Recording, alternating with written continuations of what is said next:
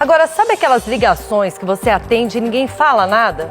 Pois é, esse tipo de chamada, conhecida como ligação fantasma, está sendo usada de forma abusiva por empresas e também por golpistas. Veja a reportagem. O telefone toca, a chamada é de um número desconhecido, mas quando a pessoa atende, ninguém fala nada. Eu recebo umas 3 ligações dessas por dia. E ligam mais de uma vez, não é só uma vez. E aí quando você atende, eles desligam. Fernanda costuma receber esse tipo de ligação todos os dias. Como eu tenho uma filha na creche, eu tenho os meus pais que já são de idade, a gente acaba atendendo, porque não sabe se passou mal na rua, se está com febre na escola, então isso é bem complicado. Essas ligações acontecem em diferentes horas do dia e sempre que são atendidas, o silêncio permanece do outro lado da linha. Você até pode tentar retornar, mas geralmente cai em uma mensagem informando que o número não existe. Por isso, a ligação passou a ser conhecida como chamada fantasma. Segundo esse especialista em segurança cibernética, as ligações são feitas por robôs e servem para confirmar se a linha está ativa. Uma verdadeira checagem que essas ligações fantasmas realizam para saber se aquele número existe ou não. E podem ser comercializadas para empresas de telemarketing, fazer aquela ligação para números que existem e também ser vendido, ser comercializado para empresas de cobrança. A Agência Nacional de Telecomunicações, a Anatel, monitora essas ligações e vai lançar ainda no primeiro semestre uma ferramenta que verifica a origem das chamadas. Quando seu celular tocar, vai aparecer a logo da empresa que está te ligando, o nome dela, o motivo pelo qual ela está te ligando e um check, uma verificação de que de fato aquela ligação é, por exemplo, de um banco.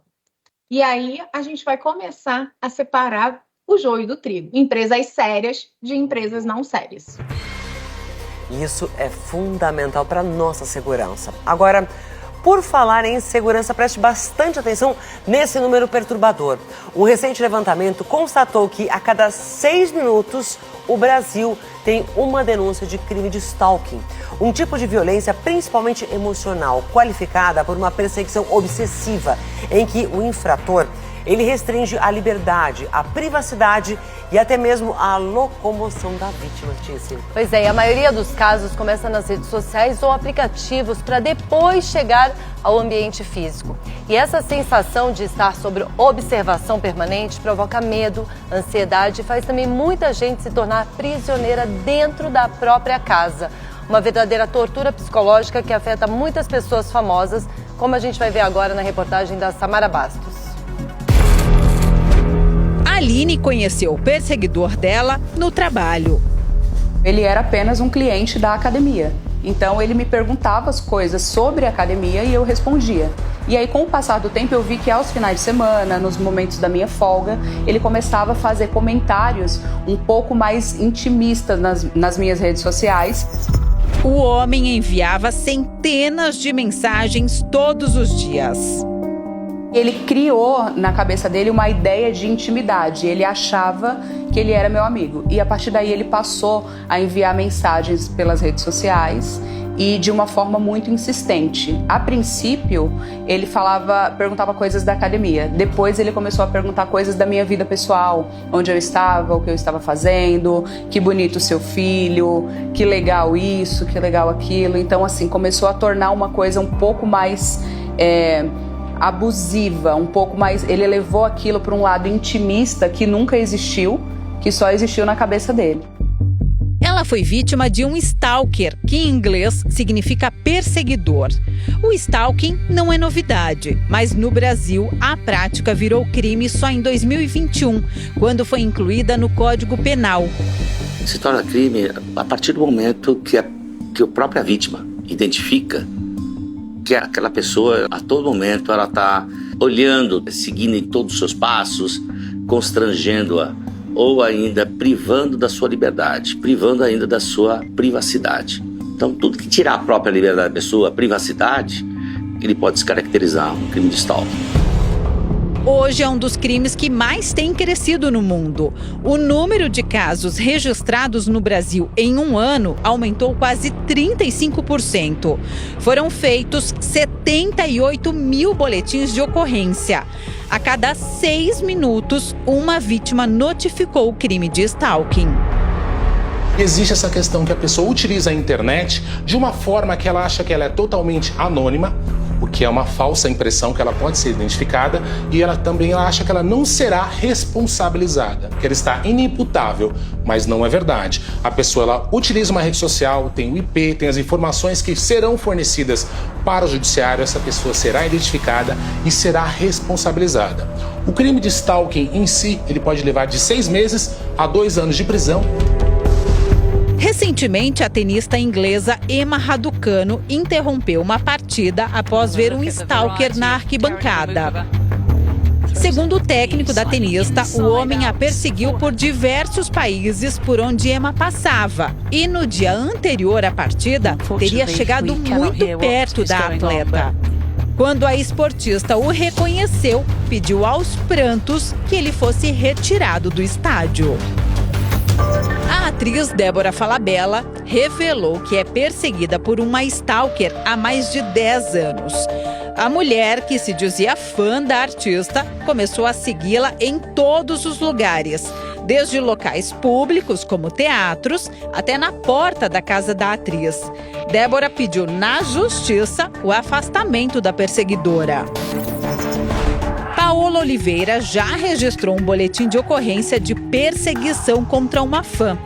A atriz contou que a perseguição começou há 5 anos e que em um único dia a suspeita ligou 40 vezes para ela. Isso é muito sério. Outra famosa que também foi perseguida é Kim Kardashian. O stalker da socialite já foi pego tentando pular o muro da casa dela. Em geral, as mulheres são as mais perseguidas. As mensagens podem ter ou não conotações afetivas. As perseguições começam nas redes sociais e podem evoluir para o presencial. Aline demorou para entender que estava sendo vítima de um perseguidor. Foram meses de perseguição na internet. Só quando ele começou a segui-la nas ruas é que ela entendeu a gravidade da situação. Foi isso, Aline? Foi isso. Eu me lembro que naquele dia eu fiquei muito assustada, porque no dia anterior ele tinha enviado algumas mensagens, eu não tinha respondido. E quando eu estava saindo do meu trabalho, eu avistei ele atrás de um poste. E conforme eu andava em direção à minha casa, eu sentia que ele ia comigo. E por mais que eu olhasse para trás e não conseguisse ver, eu sabia que ele estava ali. E no decorrer dos dias, a coisa foi se agravando até que eu tive que procurar a polícia. Aterrorizada, a Aline mudou completamente a rotina. O trabalho que eu ia a pé, eu já não ia mais, eu passei a ir de carro ou sempre acompanhada de alguém, tanto para ir quanto para voltar, sempre alguém ia me buscar ou então eu ia de carro mesmo sendo muito próximo. A minha rotina nas redes sociais, ela mudou completamente, porque tudo aquilo que eu postava em tempo real, porque o meu trabalho dependia 100% daquilo, eu modifiquei isso, passei a gravar os conteúdos, postar depois, pedir transferência do meu local de trabalho naquela época. Mas as mudanças não foram suficientes para cessar a perseguição. O homem encontrou nas redes sociais a família de Aline. Estava nas minhas fotos ou nos meus stories e eu não respondia, ele perguntava para os meus filhos o que eu estava fazendo. Onde eu estava, se eu tinha saído, por que eu não estava respondendo naquela hora. Ele era imediatista, queria saber na hora o que eu estava fazendo. Então quando eu vi que ele estava mandando mensagem para os meus filhos e para minha mãe, aquilo me deixou muito assustada mesmo.